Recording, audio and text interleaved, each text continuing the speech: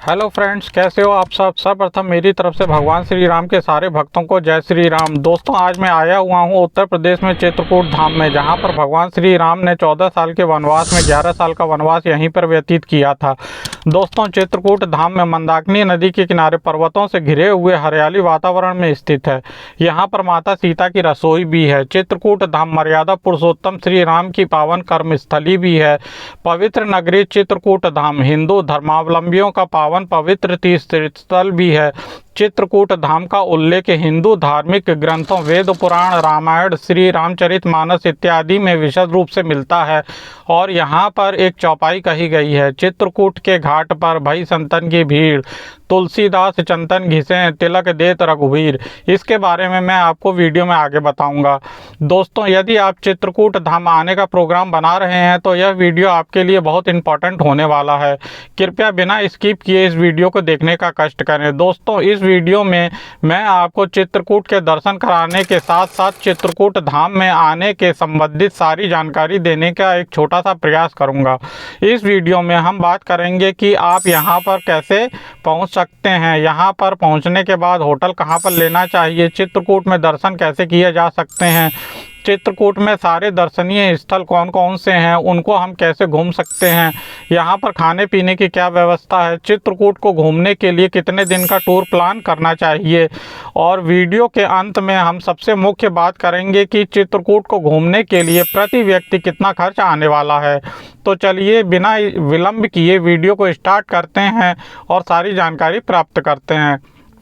दोस्तों, चित्रकूट धाम 3 मार्गों से जुड़ा हुआ है। सर्वप्रथम हम बात करते हैं ट्रेन की। यदि आप ट्रेन से आने का प्रोग्राम बना रहे हैं तो यहाँ चित्रकूट धाम करवी रेलवे स्टेशन बना हुआ है। आप किसी भी शहर से ट्रेन पकड़ के यहाँ पर आ सकते हैं। यदि आपकी ट्रेन डायरेक्ट यहाँ तक नहीं आती है तो परेशान होने की कोई बात नहीं है। आप इंदौर, जबलपुर, प्रयागराज, भोपाल, कानपुर या लखनऊ आ सकते हैं। उसके बाद आप रेल रोड के माध्यम से बस या टैक्सी पकड़ के आप चित्रकूट धाम आ सकते हैं। यदि आप वायु मार्ग से आने चाहते हैं तो यहाँ पर भी एयरपोर्ट बन रहा है, बहुत जल्दी ही उसकी सेवा चालू कर दी जाएगी। तब तक के लिए आप इलाहाबाद एयरपोर्ट या लखनऊ एयरपोर्ट आ सकते हैं। उसके बाद आप टैक्सी या बस पकड़ के कुछ ही घंटों में चित्रकूट धाम पहुँच सकते हैं। अब बात करते हैं सड़क मार्ग की। यदि आप सब बस, टैक्सी या प्राइवेट गाड़ी से आना चाहते हैं तो यहाँ पर सब चीज़ों की सुविधा मिल जाएगी। सबसे मुख्य बस स्टैंड करवी बस स्टैंड, चित्रकूट धाम bus stand, Satna Chitrakoot bus stand, यहाँ तक आप बस या अपनी गाड़ी के माध्यम से आ सकते हैं।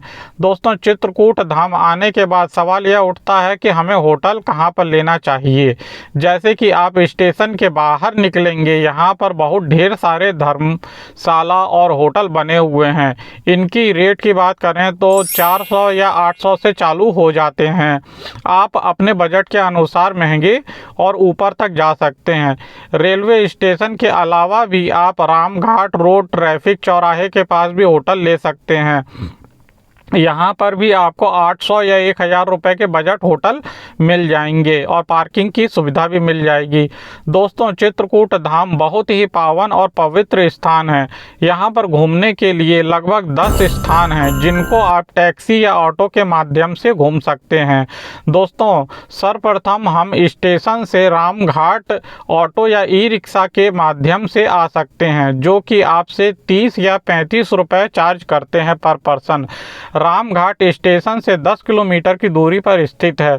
दोस्तों, यहाँ पर आने के बाद सर्वप्रथम आप स्नान कीजिए और तरोताज़ा हो जाइए। यहाँ पर नौका विहार भी किया जाता है, आप उसका भी आनंद ले सकते हैं। नाव वाले आपसे 200 या 300 रुपये लेते हैं और कई घाट घुमा देते हैं।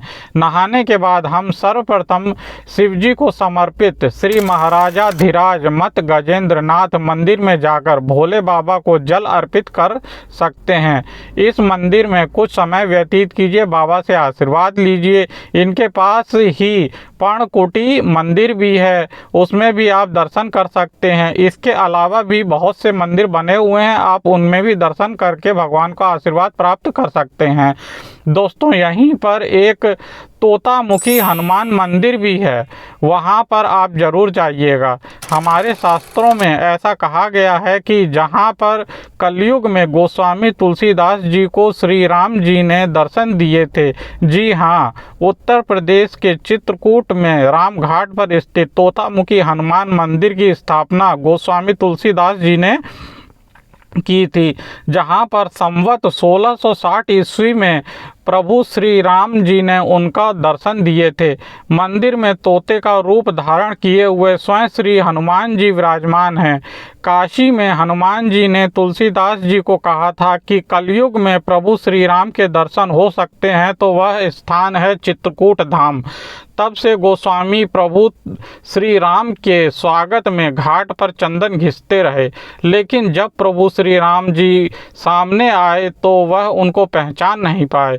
इस समय हनुमान जी ने तोते का रूप धारण किया और एक चौपाई के माध्यम से प्रभु को याद दिलाया कि यह प्रभु हैं।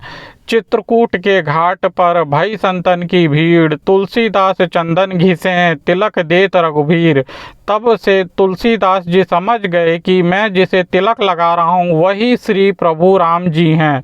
बता दें कि हस्तलिखित श्री रामचरित का एक पन्ना इस मंदिर में संजो कर रखा गया है।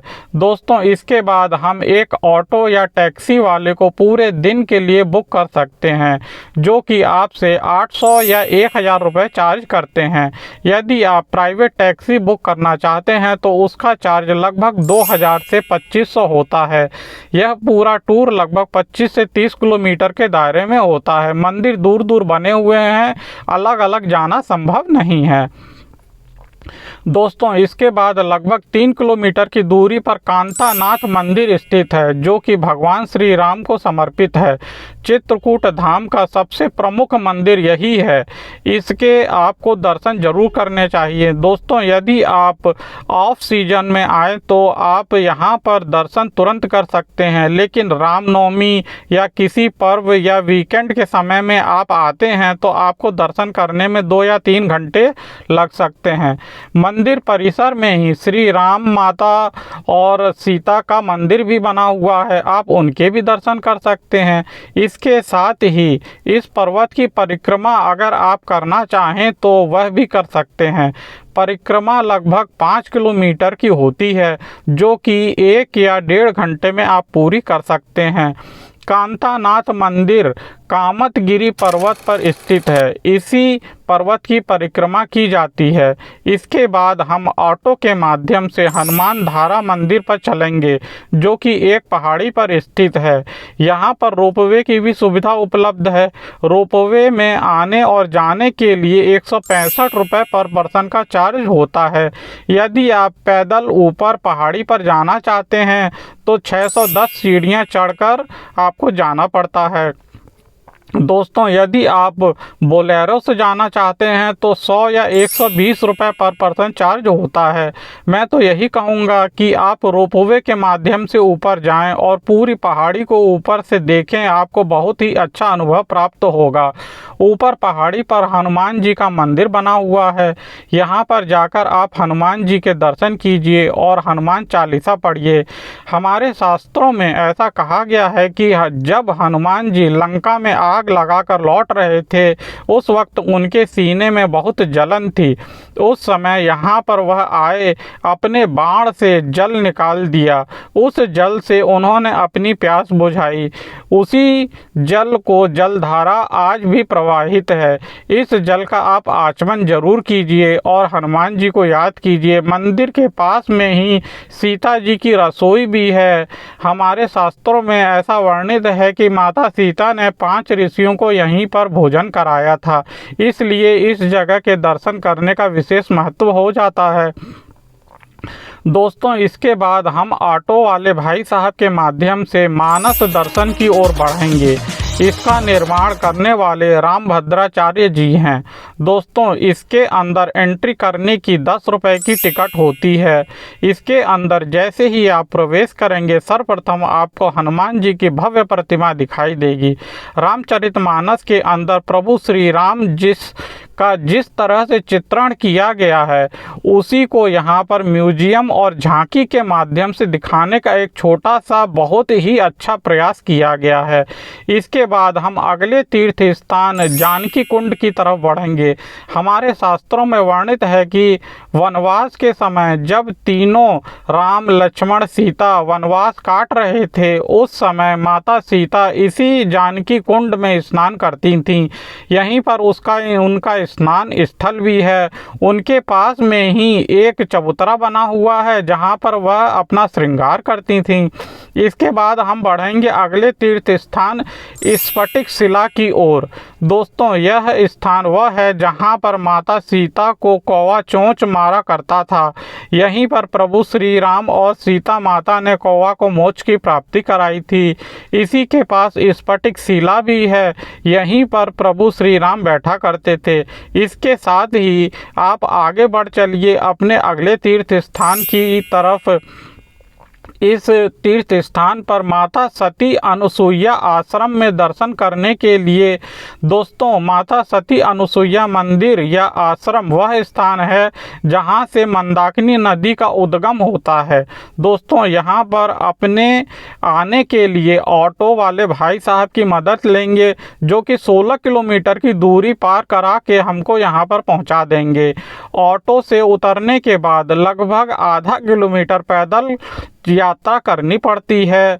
देवी देवता का निवास स्थान भी है। इस मंदिर के अंदर बहुत से देवी देवता भी हैं। इन सब के आप दर्शन कीजिए, सबसे आशीर्वाद प्राप्त कीजिए। इसके बाद आप बाहर निकलिए। यहीं से मंदाकिनी नदी का उद्गम स्थल आपको दिखाई देगा। यहाँ पर ठंडे जल में अगर आप स्नान करना चाहते हैं तो स्नान भी करने की व्यवस्था, आप स्नान भी कर सकते हैं। इसके बाद फिर से हम ऑटो वाले भाई साहब की मदद लेंगे, अगले तीर्थ स्थान की ओर बढ़ेंगे जो कि है गुप्त गोदावरी। चित्रकूट का बहुत बड़ा साइट सीन यह कहलाता है। दोस्तों गुप्त गोदावरी के दर्शन करने के लिए यहाँ पर 25 रुपये की एंट्री फीस रखी गई है। दोस्तों इसका नाम गुप्त गोदावरी इसलिए रखा गया है क्योंकि यहीं से इसका उद्गम भी होता है और कुछ ही दूरी पर यह लुप्त भी हो जाती है। इसका आज तक पता नहीं चला है कि यह नदी कहाँ पर जाती है। दोस्तों गुप्त गोदावरी में दर्शन करने के लिए एक पतली सी गुफा में आपको प्रवेश करना पड़ेगा और जैसे ही आप अंदर की ओर बढ़ते चले जाएंगे आपको बहुत भव्य प्रांगण दिखाई देगा और सर्वप्रथम भगवान श्री राम और लक्ष्मण माता सीता के दर्शन होंगे। इन सभी के दर्शन करने में आपको लगभग 1.5 से या 2 घंटे का समय लगने वाला है। दोस्तों इसके बाद हम फिर से अगले तीर्थ स्थान की ओर बढ़ेंगे जो कि है भरतकूप। गुप्त गोदावरी से लगभग 22 किलोमीटर की दूरी पर भरतकूप स्थित है। हमारे शास्त्रों में ऐसा वर्णित है कि भरत जी श्री रामचंद्र जी का राज्य अभिषेक करने के लिए जल लेकर आए थे।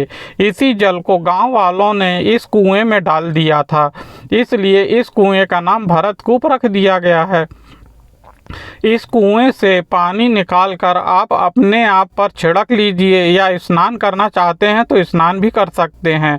उसके बाद भारत जी का मंदिर है उसमें आप दर्शन कीजिए। उसके बाद चारों भाइयों का भी मंदिर बना हुआ है उसमें भी आप दर्शन कर सकते हैं। इसके साथ ही यह टूर ख़त्म होता है।